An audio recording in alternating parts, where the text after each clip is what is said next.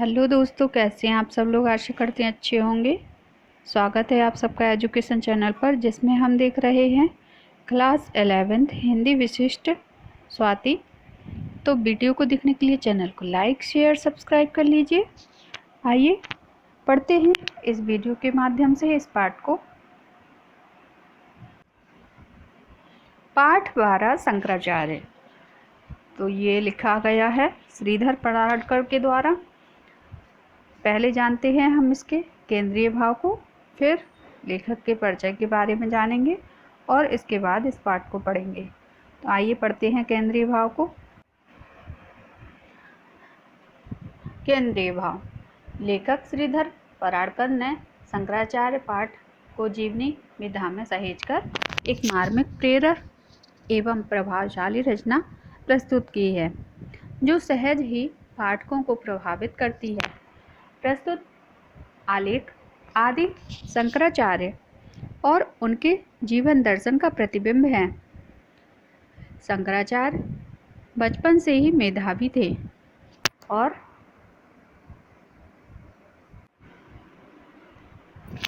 उनकी इस विलक्षण प्रतिभा से ऐसा प्रतीत होता था कि मानो वे शीघ्र ही होनहार वीरवान के होत चीखने पात वाली कहावत के चरितार्थ करेंगे।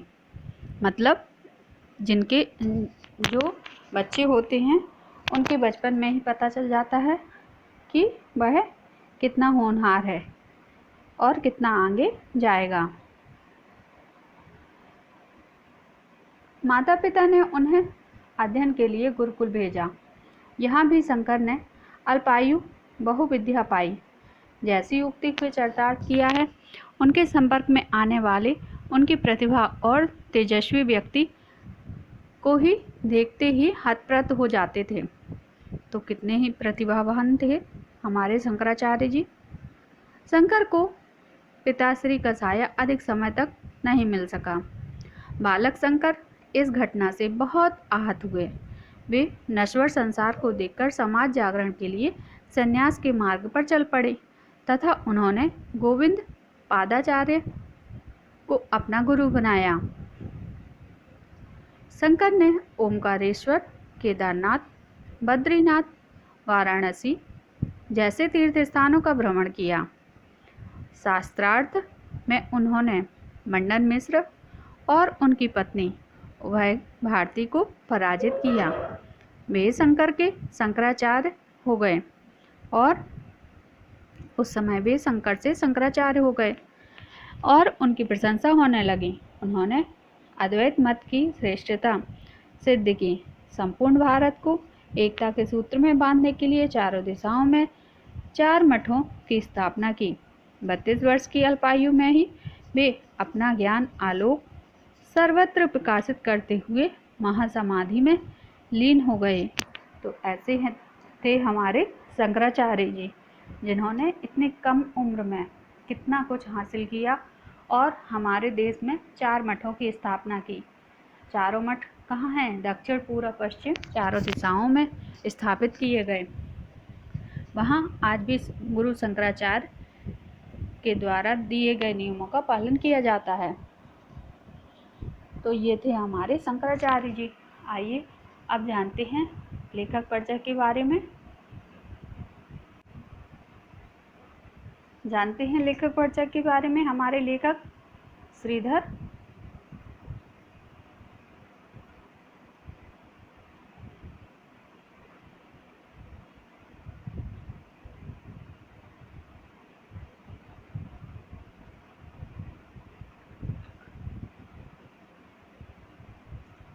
पराड़कर जी के बारे में। ये हैं हमारे लेखक श्रीधर पराड़कर जी। आइए जानते हैं इनके बारे में। मध्य प्रदेश के ग्वालियर निवासी श्रीधर पराड़कर का जन्म 15 मार्च 1954 को हुआ था। इनके पिताजी का नाम गोविंद राय पराड़कर और माता का नाम श्रीमती इंदिराबाई पराड़कर है। वाणिज्य स्नातकोत्तर की शिक्षा प्राप्त कर श्रीधर पराड़कर ने अकाउंटेंट जनरल कार्यालय में ऑडिटर के रूप में शासकीय सेवाएं आरंभ की। श्रीधर ने 1986 में शासकीय सेवाओं से निवृत्त होकर लेकर समाज कार्य और साहित्य साधना में प्रवृत्त हुए। श्रीधर ने इंग्लैंड, श्रीलंका आदि देशों की यात्रा के साथ साथ भारत में साहित्य संवर्धन यात्राएं की।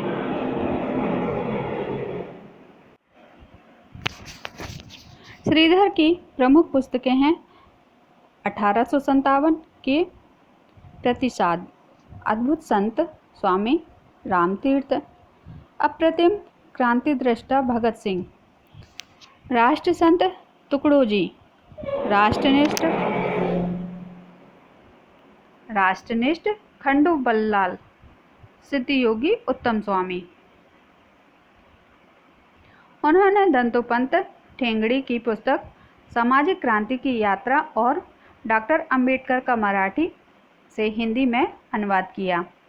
श्रीधर पराड़कर को वर्ष 2015 का केंद्रीय हिंदी संस्थान, मानव संसाधन विकास मंत्रालय, भारत सरकार द्वारा भारतीय विद्या इंडोलॉजी में लेखन के लिए विवेकानंद पुरस्कार प्रदान किया गया। ऐसे थे हमारे पराड़कर जी। आइए पढ़ते हैं अब इनके द्वारा लिखे गए पाठ शंकराचार्य जी के बारे में। जो है, भारत के हरित शस्य श्यामल प्रदेश केरल में पूर्णा नदी के तट पर बसा हुआ ग्राम कालनी है। ग्राम में अनादिकाल से वेद वेदांत की प्रख्यात विद्वानों का निवास स्थान रहा है।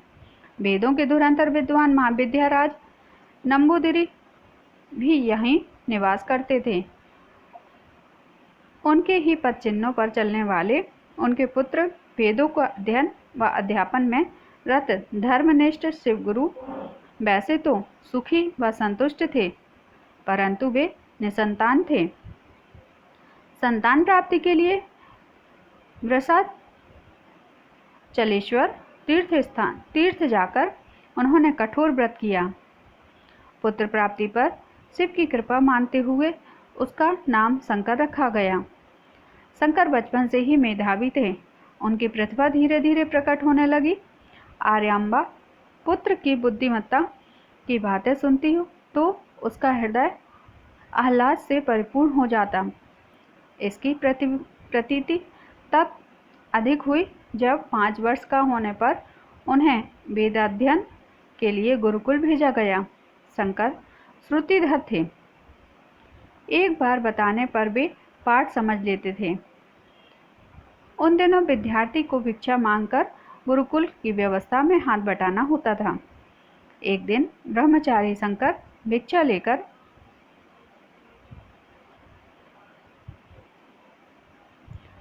निकले और एक झोपड़ी के सामने उन्होंने भवन्ति भिक्षाम देहि की पुकार लगाई।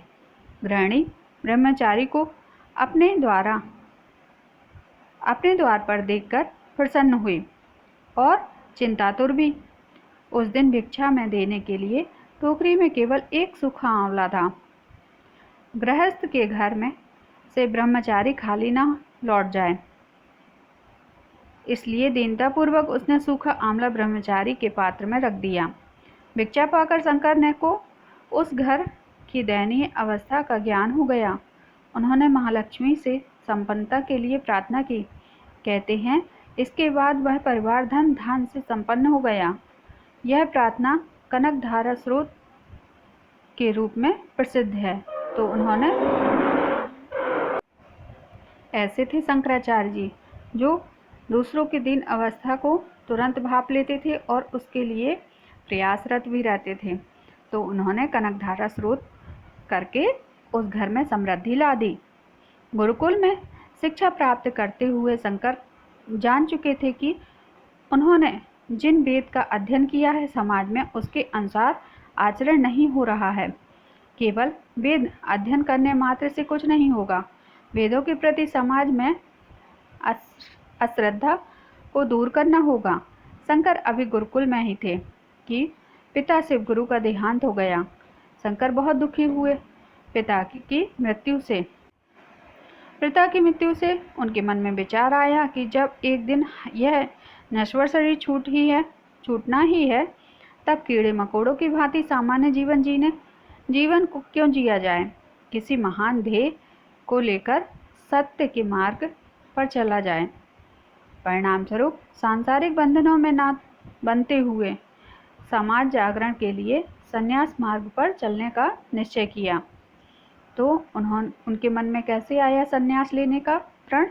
जब उनके पिताजी खत्म हो गए, मतलब स्वर्गवास हो गया उनके पिताजी का, तब उनके दिमाग में आया कि ये शरीर जब नश्वर है तो इस शरीर को ऐसे ही जीवन जीकर क्यों व्यर्थ में गंवाना, इसको हम हितकार में लगाएंगे। और उन्होंने संन्यास ले लिया। शिक्षा प्राप्ति पश्चात पुत्र को घर आया देखकर माँ अति प्रसन्न हुई। प्रत्येक माँ की तरह आर्यम्बा की स्वाभाविक इच्छा थी कि शंकर का विवाह हो, लेकिन शंकर तो संन्यास ग्रहण करना चाहते थे। इस संकल्प की पूर्ति के लिए वे चिंतित थे, पर माँ की आज्ञा के बिना संन्यास कैसे लेते? तो बच्चों का माँ के प्रति भी कोई अपना कर्तव्य होता है ना। ऐसे ही शंकराचार्य जी माँ की आज्ञा के लिए बिना संन्यास नहीं धारण करना चाहते थे, लेकिन माँ के मन में क्या था कि शंकर विवाह करके और जैसे ही गृहस्थ जीवन प्रारंभ करे अपना। अब वह माँ से कैसे कहते, देखते हैं। एक दिन स्नान आदि के लिए शंकर अपनी माँ के साथ पूर्णा नदी गए थे। माँ स्नान कर तट पर खड़ी थी कि उसने शंकर की चीख सुनी। माँ ने पलटकर देखा, शंकर कमर तक पानी में था और ऐसा प्रतीत हो रहा था कि उसे कोई अंदर खींच रहा है। शंकर ने वेदना भरे स्वर में माँ से कहा, माँ, अगर मगर ने मेरा पैर पकड़ लिया है और वह मुझे पानी में खींच रहा है। लगता है भगवान मुझे आपसे दूर कर रहे हैं। आप मुझे संन्यास ग्रहण करने के लिए आज्ञा दें। संभव है मगर मेरा पैर छोड़ दे।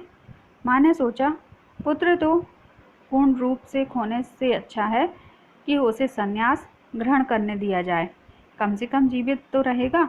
और आश्चर्य यह हुआ कि माँ द्वारा संन्यास ग्रहण करने की आज्ञा देते ही मगर ने शंकर के पैर को छोड़ दिया और दोनों माँ बेटी सकुशल घर आ गए।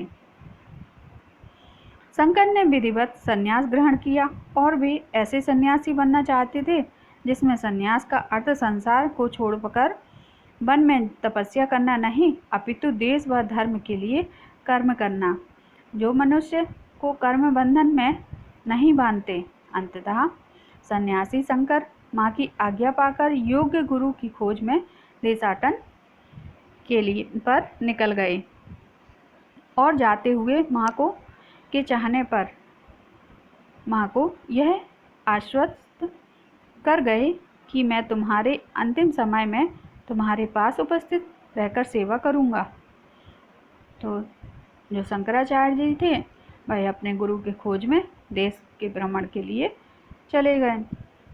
शंकर देश की परिस्थितियों का अवलोकन करते हुए उत्तर दिशा में चल पड़े और अमरकंटक पहुँचे।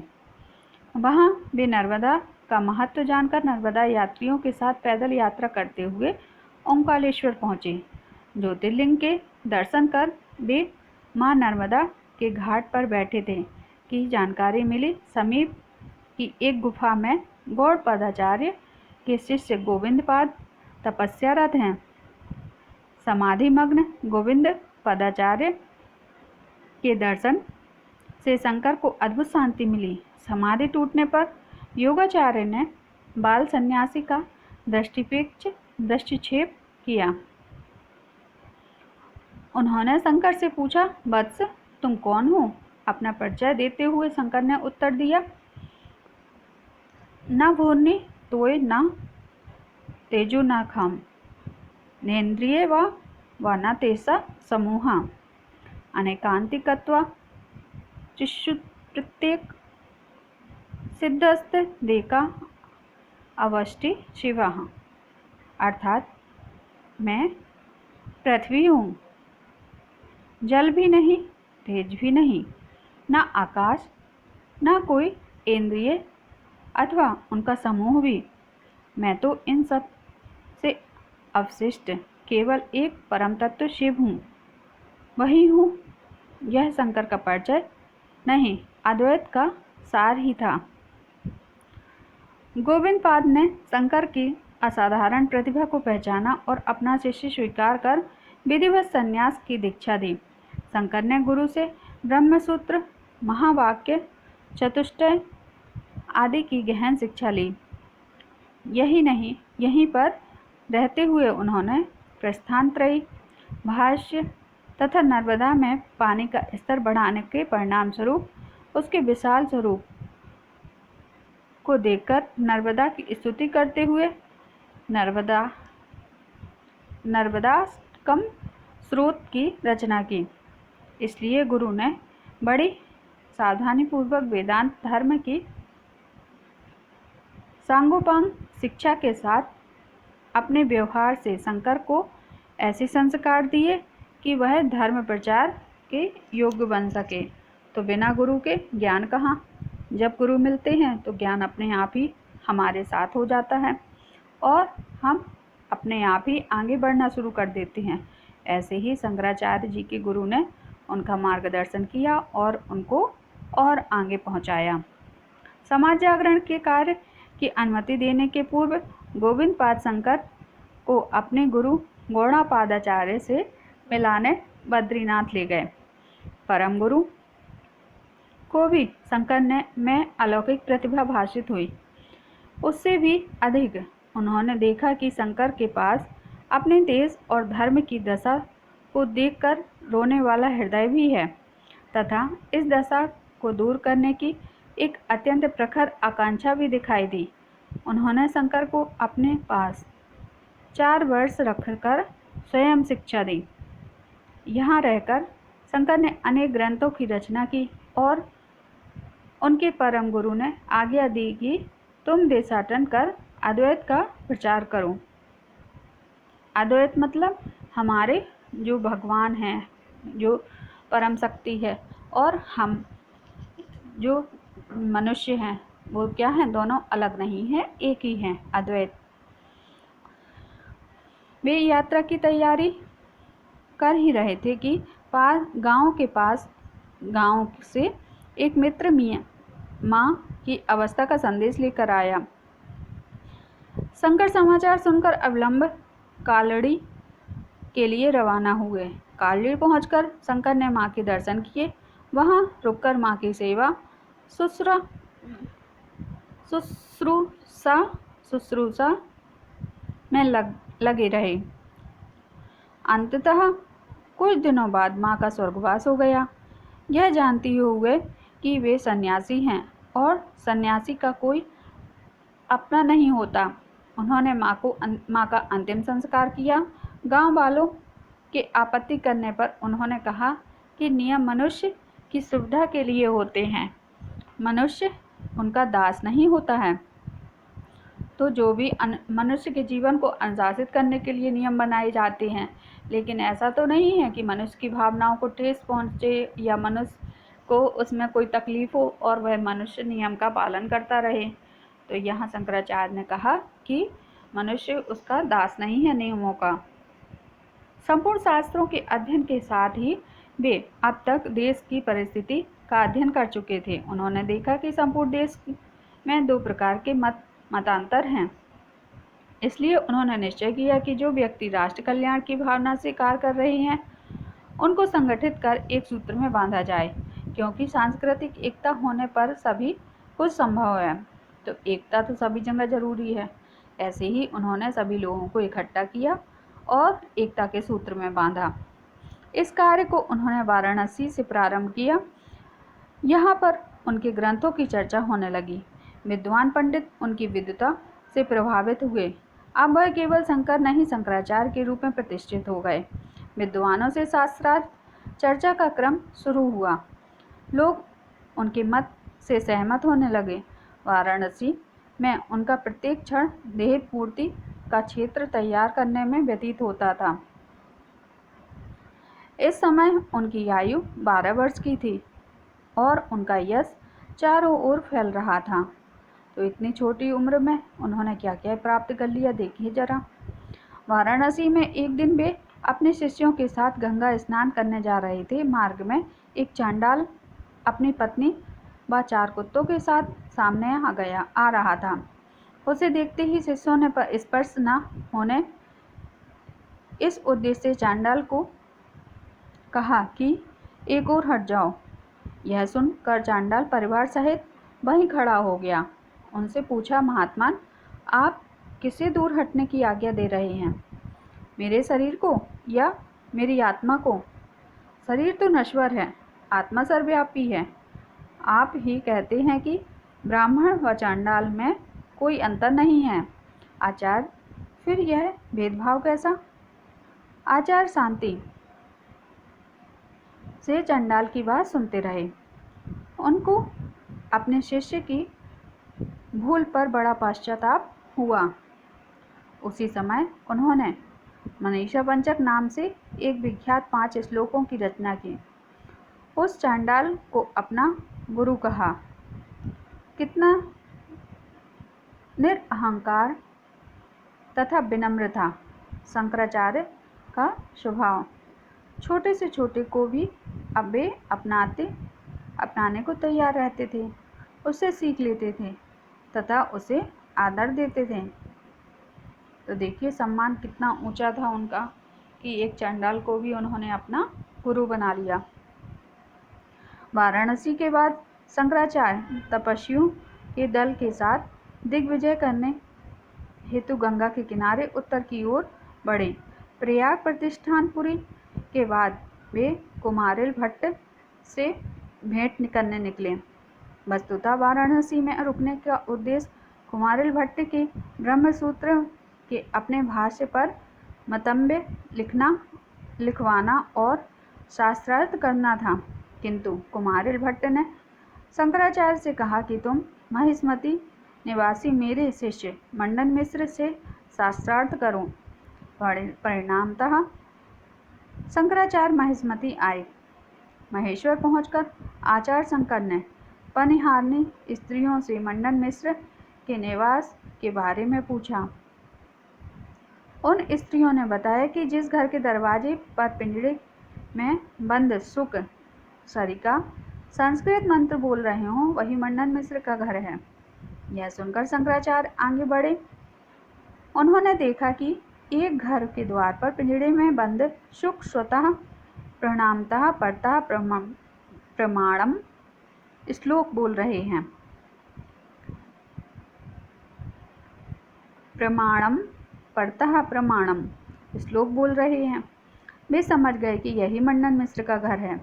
आचार्य ने कुमारिल भट्ट के नाम का उल्लेख करते हुए शास्त्रार्थ की इच्छा प्रकट की। अगले दिन मंडन मिश्र ने उन्हें शास्त्रार्थ के लिए बुलाया। शास्त्रार्थ प्रारंभ हुआ और जय पराजय का निर्णय करने का भार मंडन मिश्र की विदुषी पत्नी उभय भारती को सौंपा गया। यह भी तय हुआ कि यदि मंडन मिश्र पराजित होंगे तो संन्यास स्वीकार कर लेंगे, अन्यथा शंकराचार्य को गृहस्थ आश्रम स्वीकार करना होगा। शास्त्रार्थ मतलब जैसे आज के समय में क्या होता है, वाद विवाद प्रतियोगिता होती है, ऐसे ही पहले के टाइम पर शास्त्रार्थ चलता था। शास्त्रार्थ लगातार 3 दिन तक चला। शंकराचार्य ने मंडन मिश्र के सभी प्रश्नों के उत्तर देकर समाधान कर दिया। शास्त्रार्थ का निर्णय घोषित करने के पूर्व उभय भारती ने शंकराचार्य से विशेष शास्त्रार्थ किया, परंतु वह भी उनसे पराजित हो गई और प्रतिज्ञा अनुसार दोनों आचार्य शंकर की दीक्षा ली। शंकराचार्य ने दीक्षा के समय मंडन मिश्र को उपदेश दिया कि तत्वोपदेश नामक लघु ग्रंथ में संग्रहित है। दीक्षा के बाद मंडन मिश्र का नाम सुरेश्वाचार्य हो गया और उन्हें कांची पीठ से संबद्ध श्रृंगेरी मठ पर का प्रथम अधिपति नियुक्त किया। उज्जैन प्रवास के समय शंकराचार्य ने कपालिकों के अमर्यादित आचरण को देखकर उनसे शास्त्रार्थ कर उन्हें पराजित किया। देशाटन करते हुए शंकराचार्य ने प्रमुख तीर्थों के दर्शन किए तथा वहाँ के विद्वानों के सामने अद्वैत मत की श्रेष्ठता का सिद्ध की, उन्हें अपने अनुगत किया। कृष्णा व तुंगभद्रा के संगम पर स्थित श्रीशैलम ज्योतिर्लिंग पहुँचने पर वैष्णव शैव शाक्त कपालिक मतानुयायी के समूह उनसे वाद विवाद करने एकत्र हुए। आचार्य ने अपने शिष्य सुरेश्वराचार्य एवं पद्मपाद को उनसे चर्चा के लिए नियुक्त किया। उन्होंने मठाधीशों की शंकाओं का समाधान करते हुए अद्वैत की विजय का पताका फहराई। अब तक शंकराचार्य को पर्याप्त ख्याति व मान्यता प्राप्त हो चुकी थी। उनके शिष्यों की संख्या सहस्त्रों में थी। मतानुयायी तो अनगिनत थे जो उनके मतों को मानने वाले थे। पर आचार्यों को इससे संतोष कहाँ।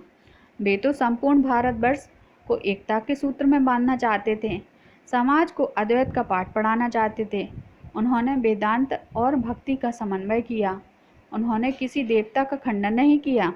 लोगों की श्रद्धा को नष्ट न करते हुए केवल श्रद्धा का केंद्र बदल दिया।